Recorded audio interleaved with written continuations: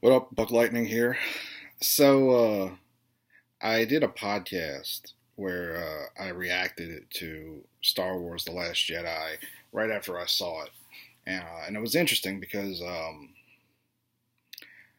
I while I was watching the movie, I really didn't like it, but like I didn't have a visceral reaction other than "What the fuck is this?" Like it was pretty much about what I was saying. 70% of the movie. Uh, However, like when I was recording the podcast, I just kind of got like angry as I was just thinking about like how sloppy and poorly designed the movie was. And what's interesting was I posted my opinion on Facebook, not giving away any spoilers. By the way, this will involve spoilers as we get into the meat of what I'm here to discuss. By the way, sorry about the lighting. I have a weird setup. I really got to figure things out for this. Um, but trying to remember exactly what I said, but essentially, I said Last Jedi was a poorly constructed fan film that uh, has really great set design and some amazing moments that are mostly overshadowed by an incompetent storyteller, that being Ryan Johnson.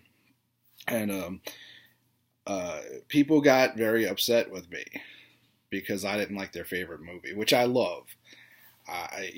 We've reached a point in America where simply having a different opinion on something like forget politics, where this happens all the time, where people act like crybaby little bitches because you lean one side or the other or in the middle, whatever it is. Even as simple as a movie, people get mad at you because you didn't like their favorite movie.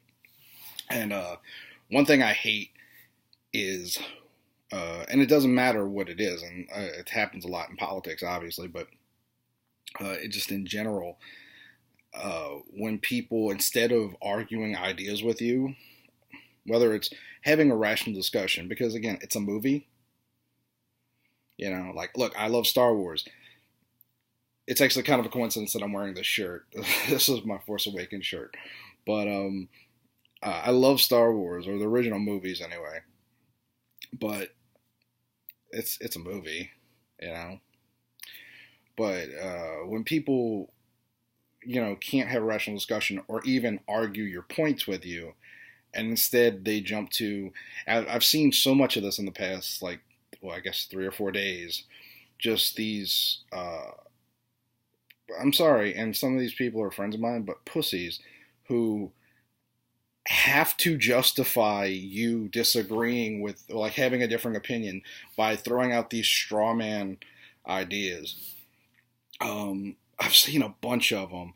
A lot of it's like entitled fanboys. You're just mad that your theories about Ray's parents or whatever.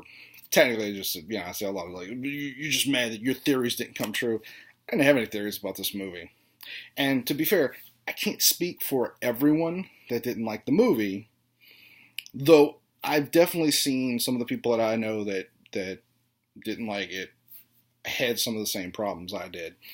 I don't know if they articulated it a lot, but or very well, um, but there's what's the other one, like this fanboy entitlement. Your theories didn't match.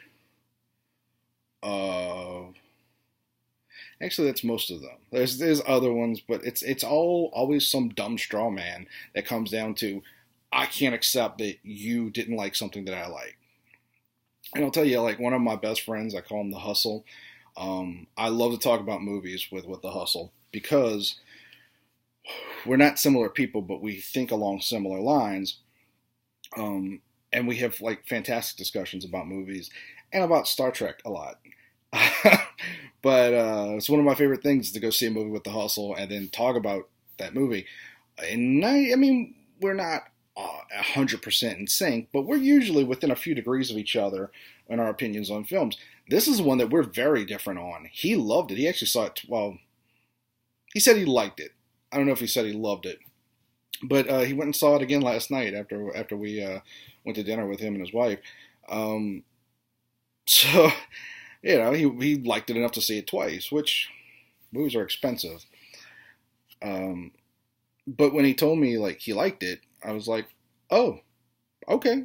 Like I was surprised because I expected him to kind of, like I said, we often agree on films, but that's how you respond to someone disagreeing with you. And he didn't get upset when, he kind of laughed because he said, I really liked it, but I can see already that there's going to be a lot of people who hate this movie. And then he laughed. He's like, oh, and I just realized you're one of those people, which I am.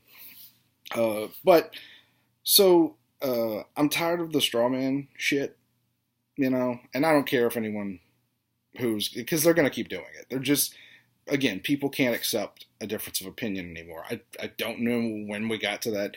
I mean, I know we've always had difficulties in this country, like accepting differing things, but we've really gotten to a point where you just can't talk to anyone about anything, it seems.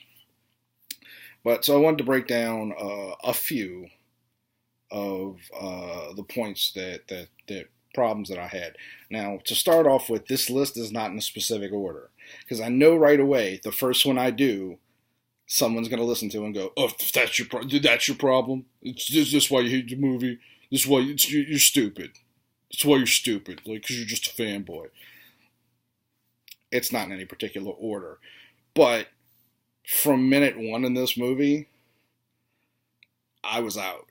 Like, let me rephrase that. From minute one, I had a problem. I can't say that I was out because I'll tell you, Force Awakens I really liked, and I'll talk a little bit about the way Force Awakens was obviously mostly just recreating A New Hope and a little bit of I almost said Back to the Future. The Empire Strikes Back. We'll get to that in a little later, but I liked it. I thought it was very, very good, and I love the fact that it recreated the feel of the original Star Wars movies, which none of the other stuff had done. But Rogue One, I thought I was out like early in because the first 2/3 of that movie aren't very good. Like, they're okay, but the pacing is glacial, and it's just like there's cool stuff in it, but like the first 2/3 of the movie are kind of a waste. But then like the final act kicks in, and it's amazing. And so I ended up like I'm kind of B minus on Rogue One, but that's an example of like, oh, you can win me over just because like it starts off not great doesn't mean that you can't win me over.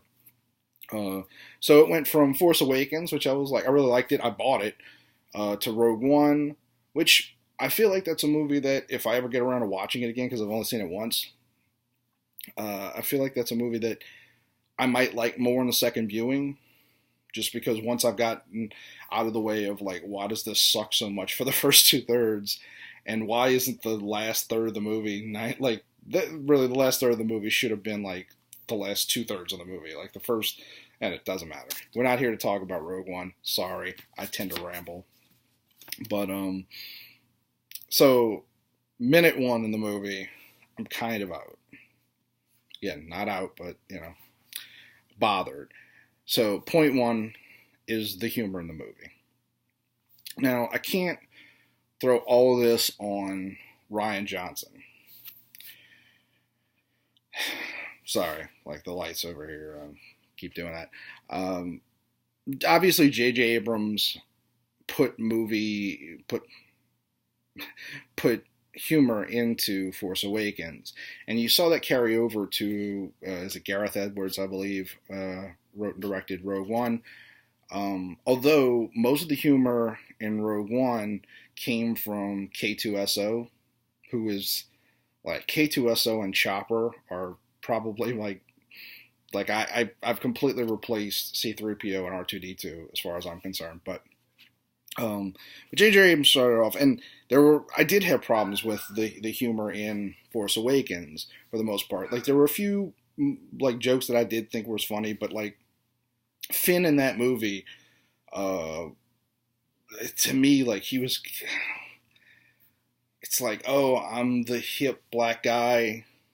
Like, that's kind of what they made him into. And I'm like, that's not Star Wars.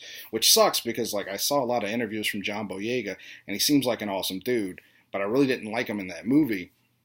But they had a few jokes that did land.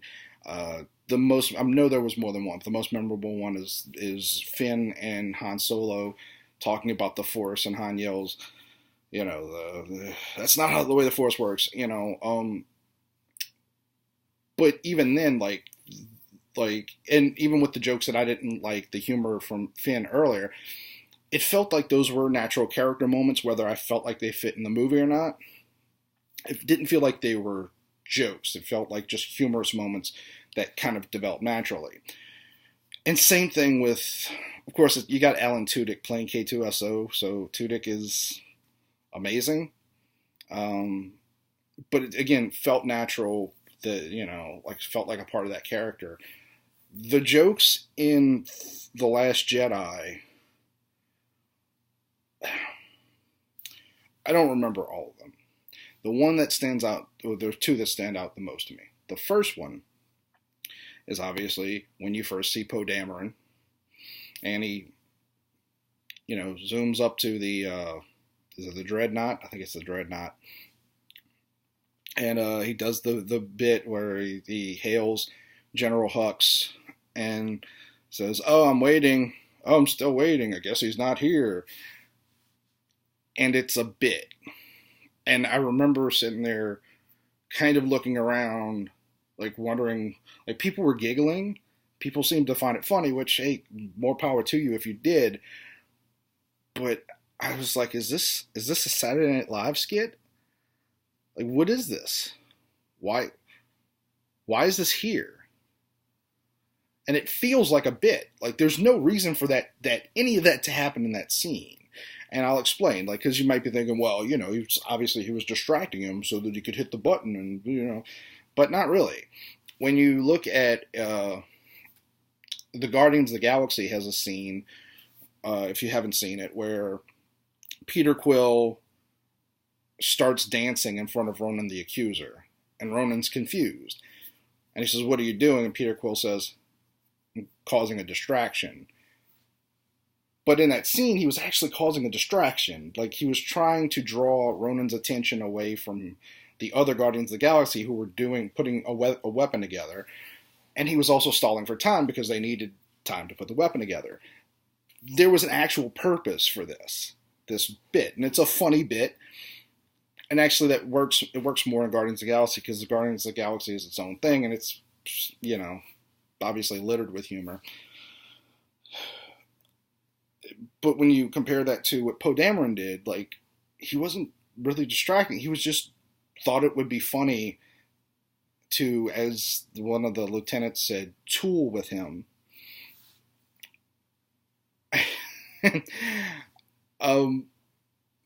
But there's no reason for it. Like, as soon as he hailed them, all he had to do was, like, get Hux, because Hux started talking. He could have easily just had BB-8 hit the little NOS or whatever. Like, they didn't jump to light speed. Whatever he did, you know, he could have done the same thing and just cut that. Like, there's no reason for that to be there. And that's another an early example of Rian Johnson's incompetence as a director. He should have recognized that doesn't belong there. Another example comes early in, and I'm only going to use two for humor. Because I didn't see the movie a second time. I'm not going to sit there. I have occasionally seen a movie a second time and written down every problem that I have with it, but I don't feel like I need to for this.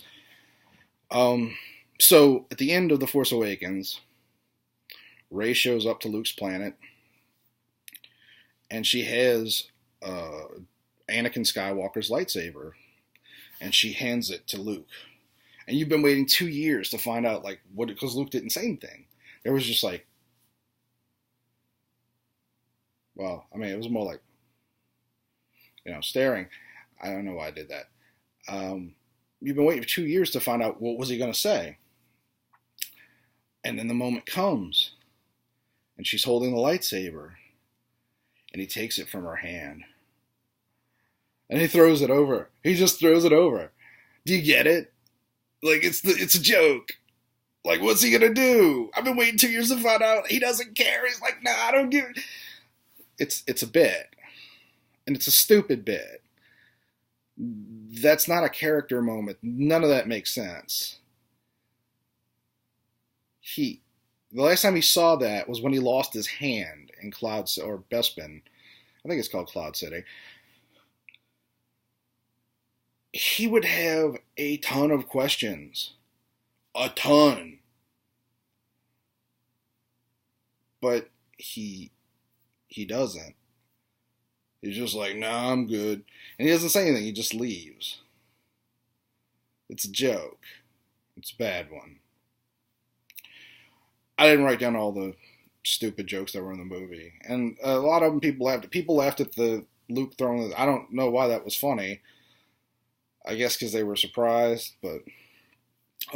so, point number 2. And this is a big one. The mystery of Rey's parents. Now, to start off with, I don't have a problem with what Rian Johnson decided as far as who Rey's parents were. I actually think that is what should have been done from Force Awakens. I don't think they should have made a big deal. You don't need the Skywalkers or the Kenobis, or like one theory was that she was the Emperor's daughter, which is possible. You don't need all that. Like, she could have just been like the Force chooses people. Like, that makes sense. I like that. However, it's how it was handled that's problematic. I'm sorry, I hate that word, problematic. Stupid people use it. It's a problem. The reason is that they set this up, this mystery of Rey's parents, as being a driving mystery. From the beginning of Force Awakens, you're wondering, like, who's her parents? They play it up. Maz says, who's the kid? And a lot of people said, like, Han gave her a knowing look, like he knew. I never saw that, but I will take people's word for it. Like, maybe, like, because Daisy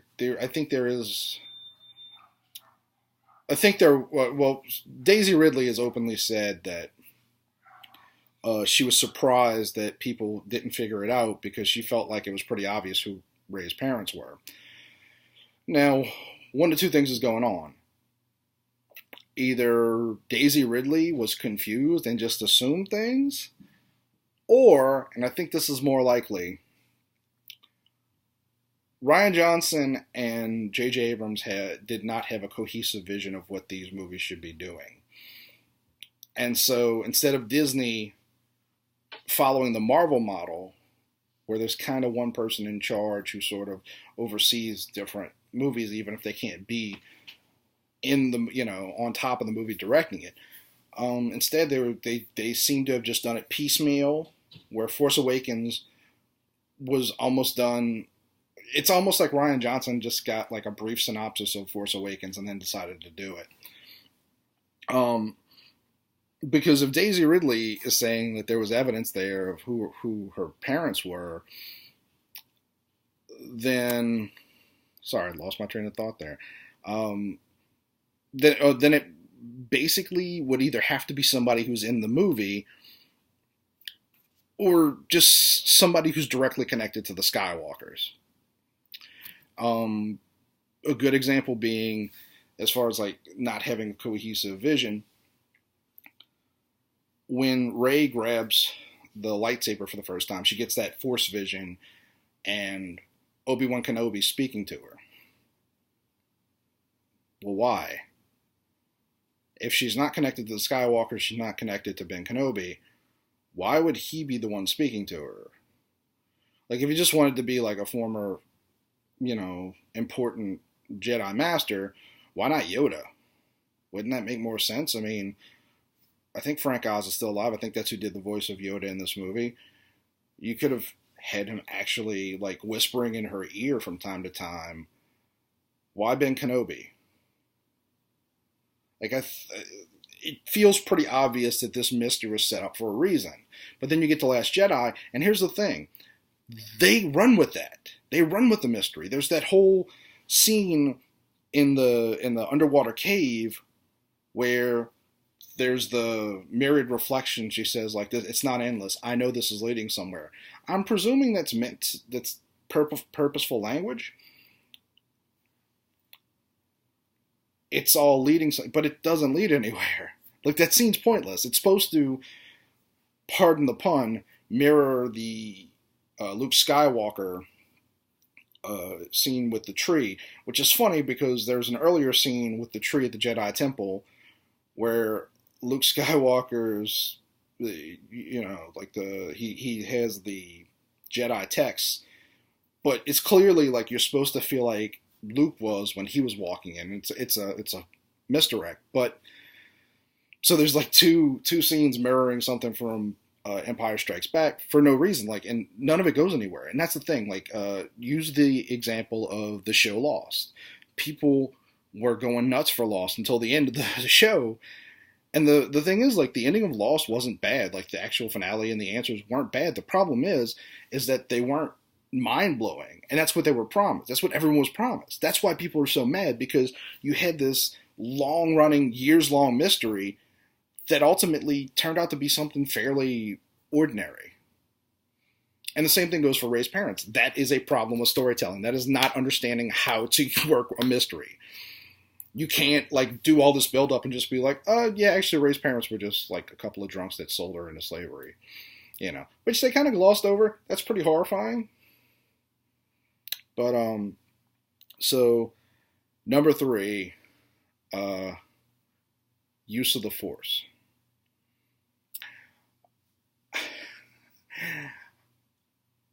You know, I mean, I understand the Force has always been kind of magical. And that's fair. But the Force has always had some predetermined limits. That's the thing about using magic, is you have to have some idea of what's possible and what's not possible for it to be a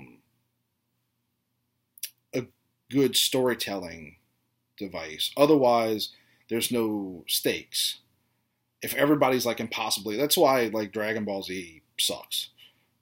Like, I'm pissing off a completely different fan base there, but like, it's like, oh, like I'm at God level. Well, there's somebody above God level. Well, I'm at God level too. And they just keep doing that. Like, there's no stakes, because it's like, oh, well, if a god comes along, you can just level up to being a god. And, you know, the use of the Force went a little overboard, in my opinion, in Force Awakens. But in Last Jedi, they just broke it in half. The Force is just ridiculous. I could give you a bunch of examples. But actually, about 2 more points I'll come back to this. So I'll give you the one that really tripped me out. When did Princess Leia when did Princess Leia turn into Jesus Christ? Or excuse me, Space Jesus. She's on the command deck, well, along with poor Admiral Akbar, who apparently didn't find out it was a trap until it was too late.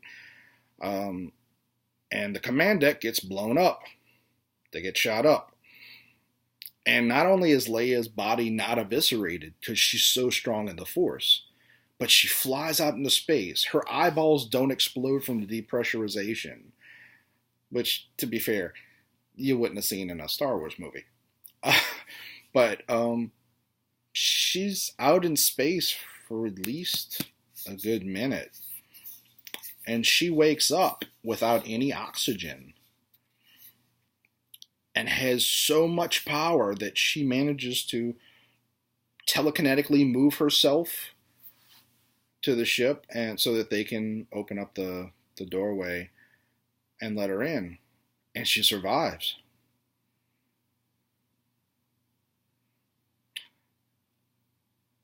Princess Leia turns into Space Jesus in this movie. That is not a good movie. Actually, it does sound like something amusing that I would watch. It's just not a Star Wars movie. The use of the Force is completely broken in this movie. And there's other examples. The whole thing with Snoke uses the power of his mind from across the galaxy to have Rey and what's his name, Kylo Ren meet. I know, I'm sure you're thinking like it's pretty ordinary. It's not. That's not ordinary. That's not something you've ever seen in a Star Wars movie. Um, Snoke's really powerful, which we'll get back to. Actually, no. Let me just go into that one. I'll go back to the what was going to be the next one. Snoke. Now I know, all you fanboys, you're thinking like, wow, like there we go. He's upset because they didn't really reveal the background of Snoke. But what you don't really even think about is the fact that they don't really reveal the Emperor's origins until the prequels. That's true. However,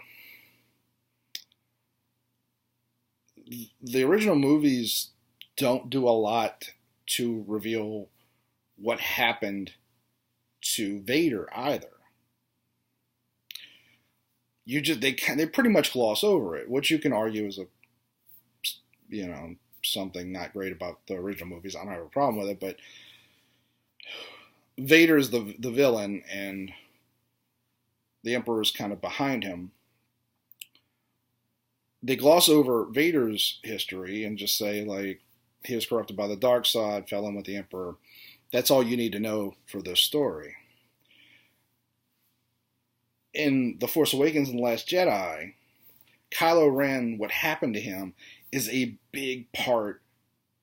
In fact, the history of all these characters is kind of a big part of these movies, because we haven't been waiting for the story of Kylo Ren and the story of Rey, whatever her last name is. She doesn't appear to have one. We've been waiting to hear the history of Luke Skywalker, Han Solo, and Princess Leia. Or Leia Organa Solo. General Solo. Sorry. No disrespect meant. And like the history of Kylo Ren and the history of Supreme Leader Snoke is very much tied up into that story. It's an important element of these movies. You can't gloss over that. But they do, and they do explain most of what happened to Kylo Ren. But Luke quickly glosses over like he'd already fallen in with Snoke, which is supposed to be, well, yeah, it's just like the Emperor. He just fell in with him. But you can't make that, like, we're hearing about half the history of what Luke was doing with the Jedi. Let's take Snoke as a character. First of all evidence points to he is the most powerful Force user since Darth Plagueis, the guy that could bring people back to life. He is impossibly powerful. He's tossing around Rey like she's a rag doll. He is clearly more powerful than Kylo Ren. But he's super old. Where was he during the original movies? Like, that's the thing. Like, this character is basically a god. And you just kind of gloss over it. Like, the Emperor was obviously very powerful. However, he felt like an actual person. Like, they had him in prosthetics. Snoke was all CGI for no reason. Absolutely no reason. They could have done that with prosthetics, and it would have been cheaper. Oh, I believe, maybe. I'm not an expert on prosthetics, but I'm pretty sure it would have been cheaper. But,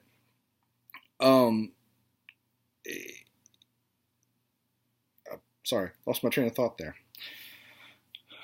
The Emperor, he doesn't die because Vader or Luke faces him off in a power, like a force battle, because he would have won that. Instead, Vader catches him when he's distracted and throws him off of a balcony. Like, that feels like something real, whereas Snoke kind of dies like a chump. Even though he's a god, Kylo Ren turns on him and activates the lightsaber thing. And I actually don't have a problem with the fact that he died in the middle of the movie. I think it was actually a bold choice. I really like it. I think it's great that Rian Johnson made that choice. But Snoke is built up so much in Force Awakens, and particularly more in this movie than Force Awakens, but he's built up so much and then just he's only on screen for a couple of minutes, and he's gone.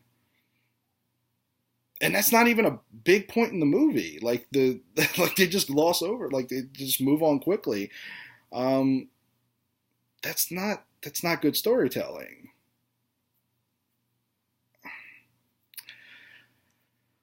So Luke Skywalker. Mark Hamill himself has openly said that he hated every choice that was made in this movie. I'm going to assume that includes drinking the green titty milk. I guess all milk is titty milk for the most part, except for almond milk, which isn't real milk, and you should be ashamed of yourself for drinking it.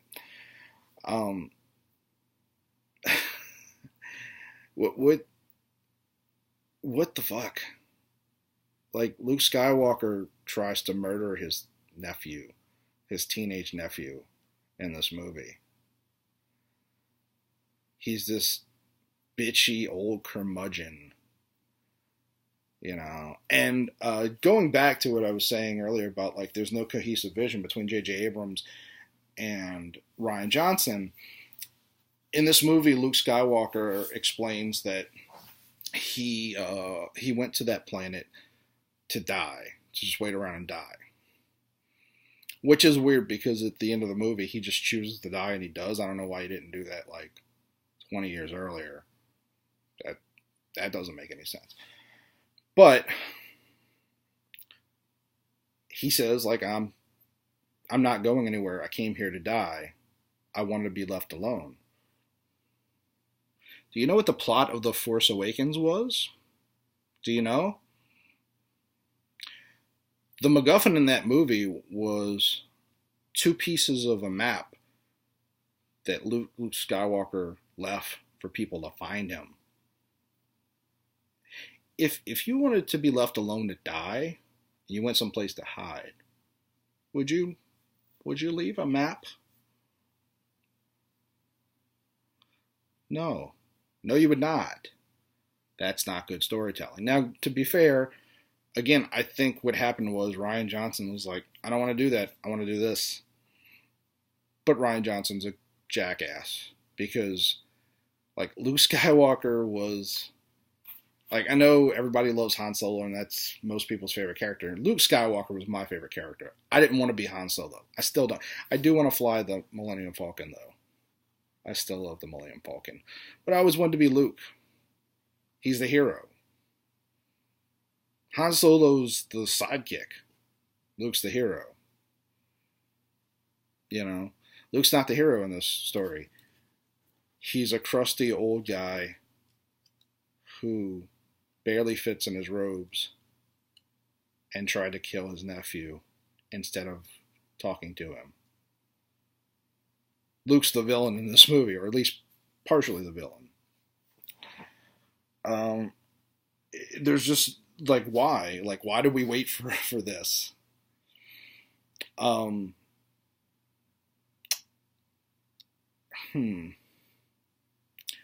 Okay, so some of this is going to blend together, and you've already seen that.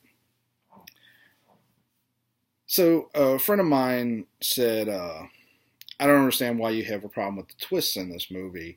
You know, everybody, that's a big thing people have been saying. Well, you know, they complained about Force Awakens being too much like the original movies. Now they're complaining because it's too different. That's actually not true. There were a few twists, obviously. Kylo Ren's decision was a big one. Rey's parents was a big twist.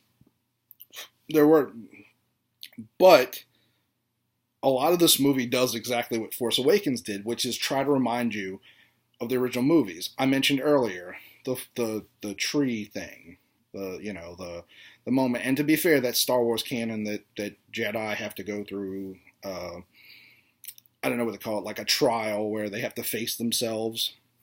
Although Rey didn't face herself, she blacked out or something like that before she saw the face of her parents. I don't know.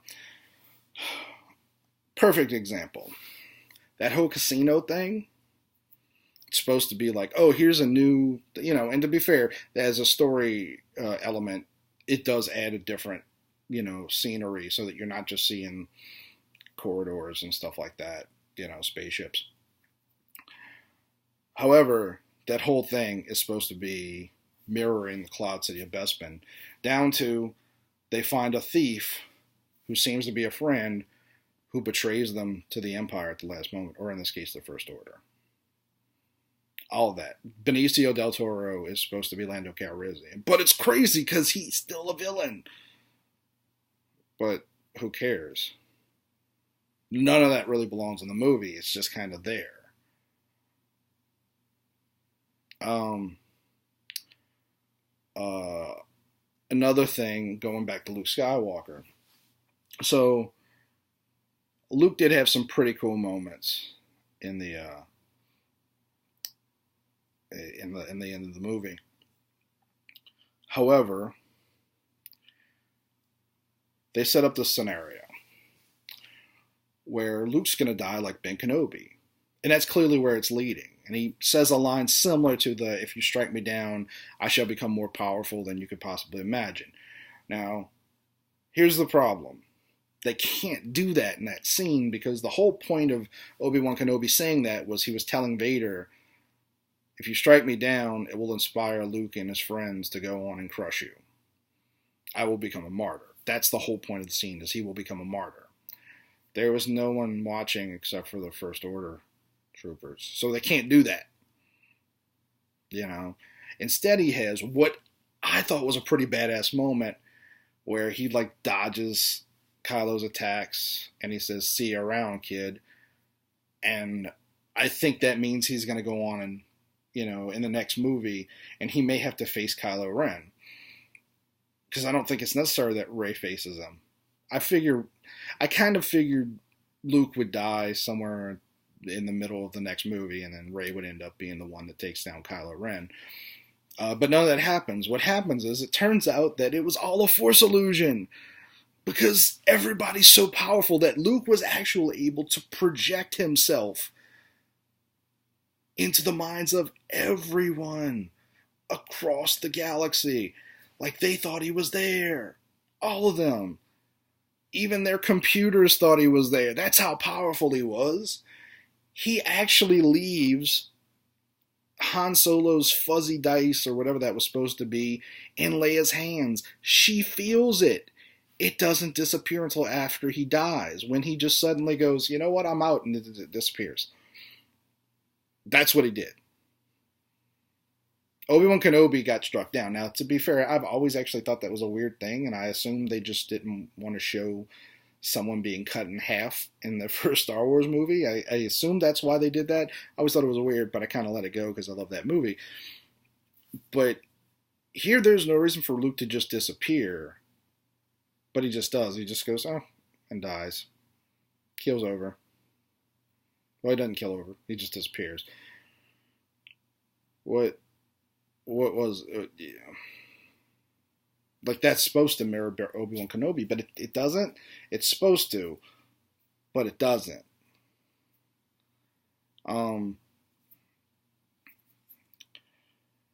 Let's see. I'm going a little long here. I'm almost at 40 minutes. I'm at like a third of the, or 2/3 of the movie. I don't know. A quarter of the movie? Whatever.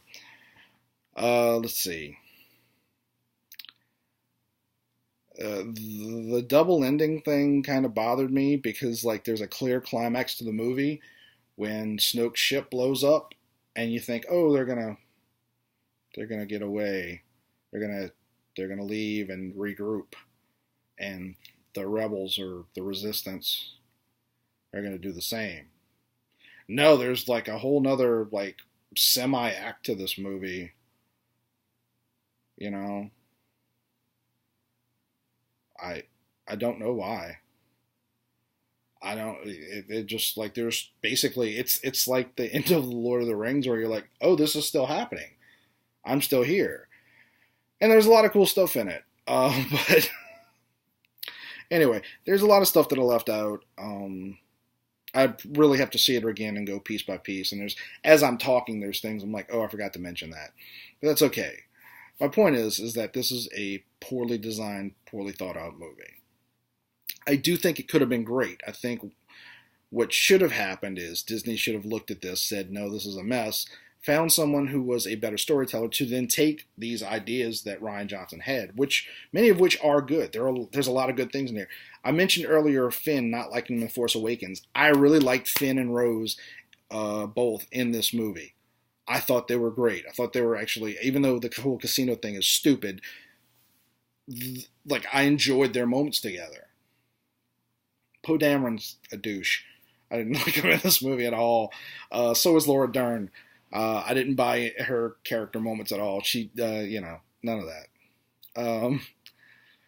I do want to say, and this is a criticism that is a little bit unfounded, but I do think it's weird that Princess Leia lived through the end of this movie. I realized that by the time she died, they had probably gotten through most of the basic production, if not all of it. But it seems like the person who should have died at the end of the movie was Leia, and Luke should have went on. Like, now, they're just going to write her off at the beginning of the next movie. Or worse, they're going to do that CGI thing that they did. And I know they've gotten better with it, but, because, like, Kurt Russell looks pretty clean in Guardians Volume 2. But yeah, they're gonna have to write her character off screen. I feel bad for J.J. Abrams having to figure that shit out. But anyway, my point is not to ruin the movie for you. My point is not to say, like, your opinion is invalid or anything shit like that. I'm just kind of sick of the stupidity of people who just can't accept that, no, like, this was not a well-done movie. None of this stuff might bother you. You might not have a problem with any of this stuff. That doesn't mean that there aren't clear, bad storytelling decisions like made by Rian Johnson, and that he shouldn't have been in charge of this movie. Because this isn't new. Like, I saw Looper. Looper's a pretty good film, but Rian Johnson seems to have a lot of great ideas, but not be talented enough to execute them, which is a problem. Looper's a perfect example of that. And I won't go too. This is a 42-minute video so far. I'm not going to go too far into that.